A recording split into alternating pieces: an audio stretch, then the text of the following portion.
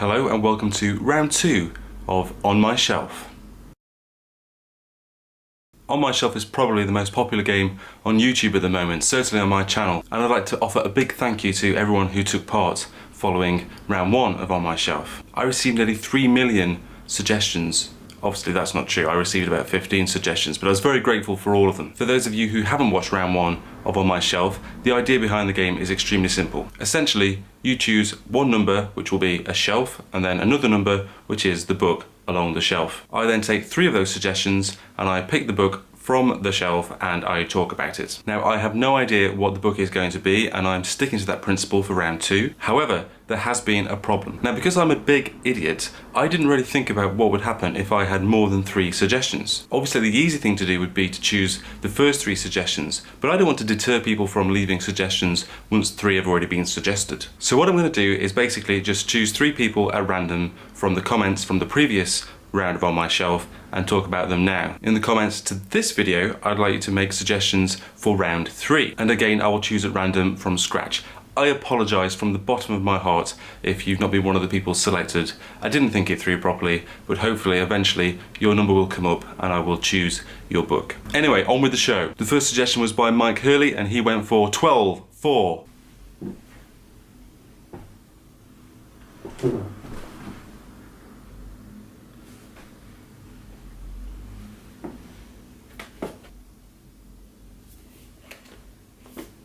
And that is Male Maloy's, or Meile Maloy's, A Family Daughter. Okay, so I've not read this book. I not only have not read this book, I have absolutely no idea who the author is or what the book is about. And I can see this being a long-running problem with On My Shelf, because I think inevitably, like most people, there are many books on my shelf that I collected years and years ago, and I have now got no idea what they are. However, that's not me being disrespectful because this is a prize-nominated book. I can tell you for a fact that this book was shortlisted for the 2005 Orange Prize, which is a heck of an achievement, so it's probably really good. One thing I can tell you is the story behind how I got the book, which I do remember. In the mid-2000s, maybe early 2000s, I can't quite remember how old I am, people used to sign up to what they would call direct mail style book type things. And that was a system whereby you would basically get sent a book in the post every week, and if you didn't reply by mail, I suspect, and tell them that you didn't actually want that book, thanks very much, they would basically just leave you with it, and you would eventually have to pay for it. But what a ridiculous way to run a book business. Basically sending people books and then if they don't want them, then tough. Unless you tell us within a couple of weeks, but most people like me are probably too lazy. So mega books for them. That's books with a U. Okay, let's just forget that happened. Book 2 is by Rincey Reads, who suggested Shelf 1, Book 10.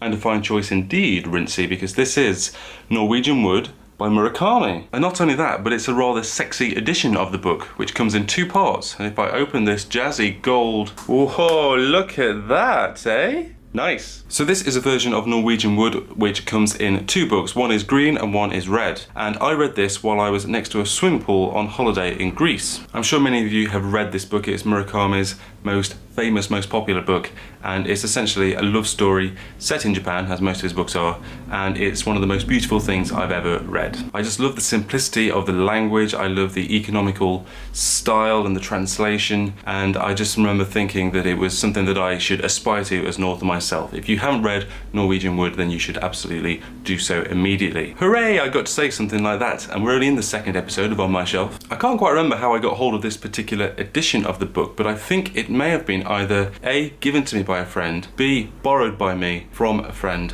and never given back, or C, outright stolen from that same friend. And the final suggestion, and I apologise, I think we may have peaked already, but the final suggestion is from Tom Gillespie, who went for 1.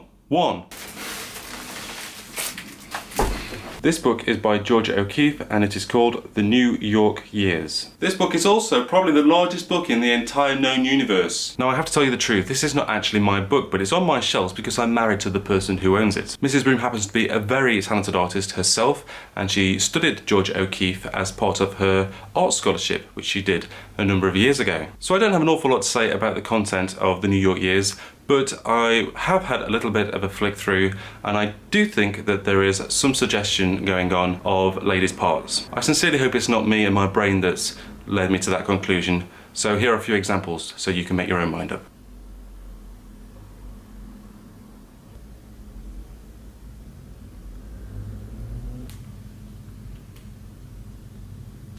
fairness, I think the last one was probably just a house. So that's it. Round 2 of On My Shelf is complete. Thank you for watching, and I do encourage you to take part. Please leave your own shelf and book number suggestion below in the comments. And what I really want to see is some of you booktubers out there making your own versions of On My Shelf. If you haven't got anywhere to start, then I'm going to give you 1, 8, 7, 3, and 10, 1.